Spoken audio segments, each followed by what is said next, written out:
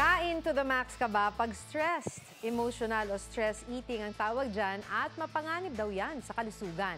Ang Fit Track Report hatid ni Katrina Son.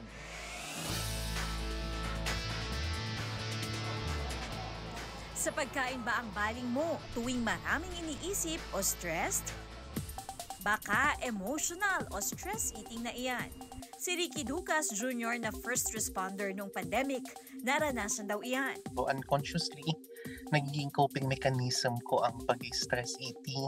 Hindi daw niya namalayan na pabigat na ng pabigat ang kanyang timbang hanggang sa Nagkaroon dahil sa stress eating.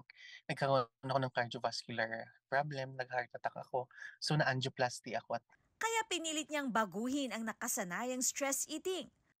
Pagkain din daw ang naiisip ni Elgene Paspe kapag na-challenge sa pagpapatakbo sa negosyo. Kahit pa paano, di ba, parang nababawasan yung stress na nafe-feel mo. Yung paminsan di ka makakolik sa customer.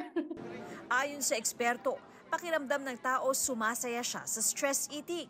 Hindi rin daw kailangang marami ang kinakain basta malimit itong gawin. Stress eating na.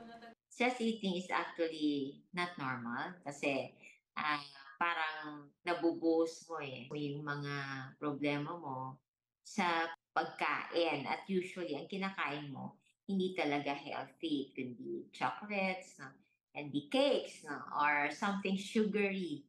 Kasi ang feeling natin, pag andun yung mga comfort food natin, we are energized. Pero kung laging nagsistress eating, maaaring magkaroon ng problema sa kalusugan. Tataas ang kolesterol o magiging diabetic. Maaari ring magkaroon ng problema sa nutrisyon para sa mga dumaranas ng stress eating. Imbes na tsokolate o matatamis na pagkain, kumain na lang ng masusustansyang pagkain, sabayan din ng ehersisyo, at dapat magkaroon ng relaxing at healthy environment. Katrina Son, nagbabalita para sa GMA Integrated News.